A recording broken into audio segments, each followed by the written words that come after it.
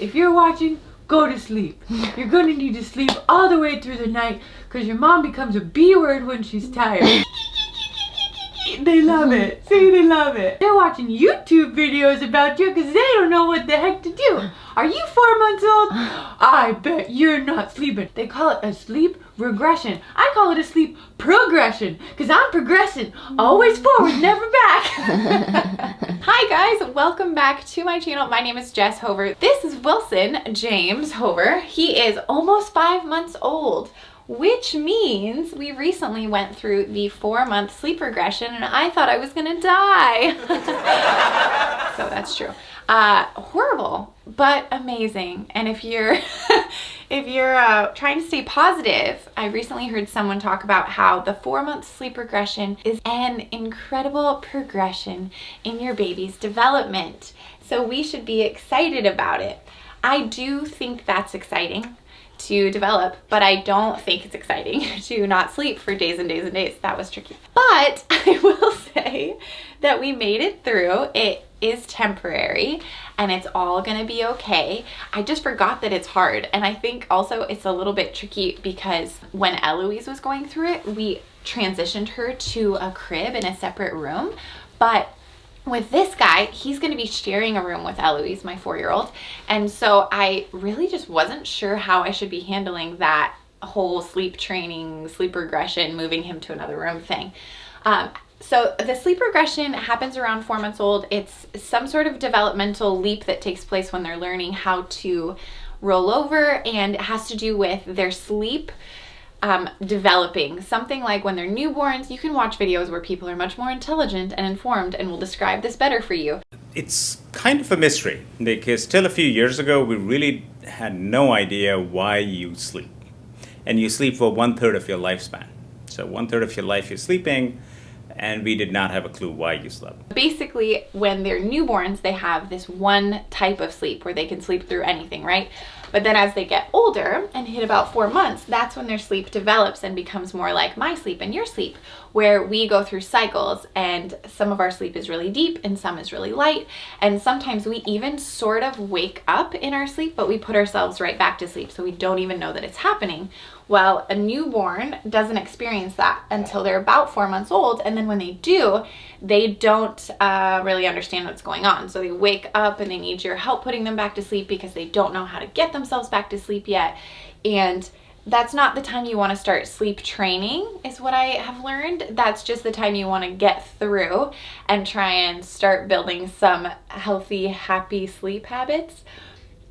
I'm saying it hesitantly because it didn't feel that clear as I was going through it. It only lasts a couple weeks at most.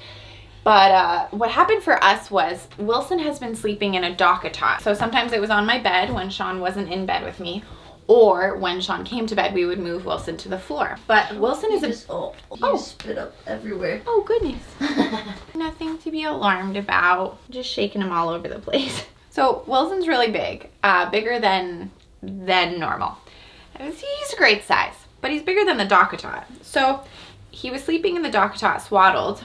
Hi, cozy guy. But he for sure is too long for it. And then he had learned how to roll over, so he couldn't be swaddled anymore because it's not safe to have a baby be swaddled if they can roll.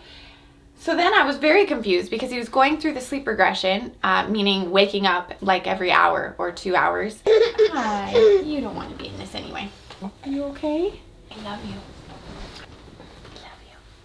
I felt like this sleep regression thing threw off everything. When you have a newborn, everyone's quick to jump in. They know that you're exhausted and they're ready to help in some way. But when you have a 4-month-old, I think there's just this assumption that you've got it down. And so people aren't as quick to jump in and help. And I found that I didn't even really know what I needed. I'll just tell you what I did. So Wilson, he outgrew this. So I knew that it was time for him to be moving to a crib.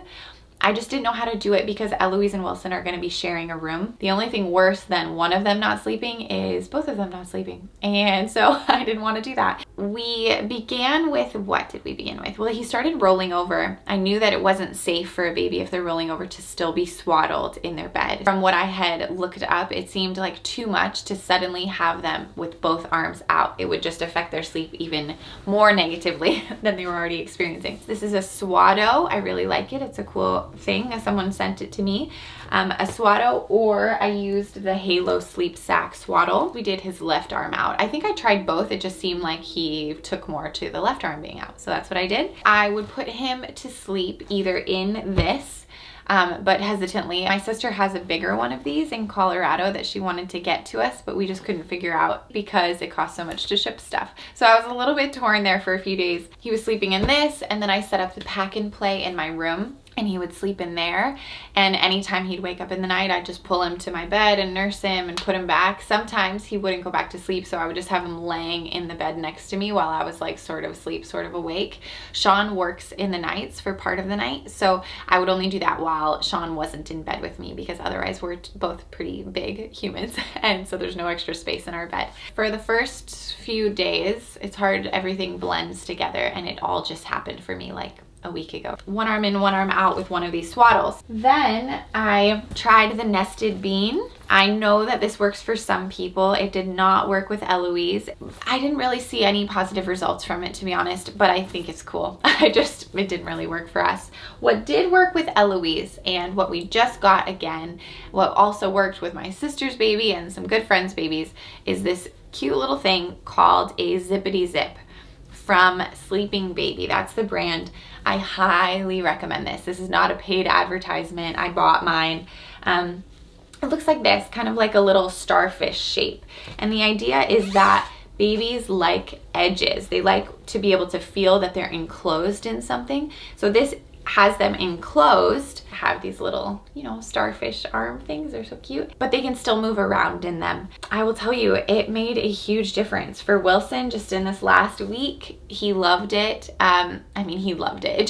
He fought sleep less. It seemed like he was much more comfortable. So this thing, amazing. We had Eloise move to my room this week, and we put Wilson in the crib for nap times and now bedtimes. It makes it more tiring for me to leave my room to go into his room to take care of him, for sure. But what I wanted was for him to adjust to life in that room, and that way when the sleep regression ended, I could start sleep training. And I think somewhere in there they also go through a growth spurt. So all at the same time, they're developing, their sleep is developing, so now they're sleeping kind of more like you and I. I still wasn't that encouraged while I was in it, because it just is hard, and I know that it's hard, but it really is temporary. It's gonna go away really soon. Do whatever you can to endure the days. I know some people aren't doing caffeine while nursing. I am doing plenty of caffeine while nursing. If there's any way that during the day someone else can care for the baby so you can rest, that's a huge plus, but that may not be possible. I know that that's a luxury for some of us. Others of us aren't able to do that because during the day we're alone with the kids. And if you're a working mom going through sleep regression, how do you do it? I am a working mom, but my schedule is very flexible, and so I just wonder for you, if you're working a more traditional 9-to-5 job, what is your solution? Leave something in the comment, because I know that this is something that affects a lot of people who go back to work when their child is 3 months old, and then the sleep regression hits a month later. What do you do? I would love to know. Now that Wilson is in his own crib, things seem to be moving in a better direction, and sleep training is starting, and I'm excited to see him be able to wean off of the night feedings and sleep totally through the night. I really do believe in sleep training. I did it with Eloise. It helped so much, and I'm excited to do that with Wilson and be able to share with you how we do it. So the tips, I guess, being for the 4-month regression, things that I think might help you: recognize that it's probably time to switch to a bigger bed if he's in a bassinet or a DockATot. You can do the pack and play or the crib thing. I would say probably start, if you're going to be having him sleep without a swaddle, do the one arm in, one arm out thing, or go straight to the zippity zip and see if that helps. For the moms who believe in co-sleeping, having them nurse next to you and then sleep for a while might buy you some extra sleep. And knowing that it's temporary and just that it's really hard. Oh, and I just tried during the daytime to have him practice his tricks. So like, he learned how to roll over, and I know that while he's in bed, maybe he's got that new skill on his mind. So during the day, I would just have him roll over more and play more, use his arms, grab things. That is something I didn't really consider with Eloise, but with Wilson, he's a pretty active little guy, and I felt like it kind of helped. I don't know if it does, but It seemed like it would. Yeah, I think that's all. So good luck, you guys. I know that the sleep regression's hard, but it's gonna pass really soon, okay? And you're doing really, really good. And I can't wait to tell you about sleep training, because once we get through the sleep regression, we can start the sleep training thing, and it's a game changer. So thank you so much for watching. I really love having you here. Love seeing your feedback. Like the video, subscribe to the channel, talk to each other in the comments, and I will see you soon. Thank you so much. Bye.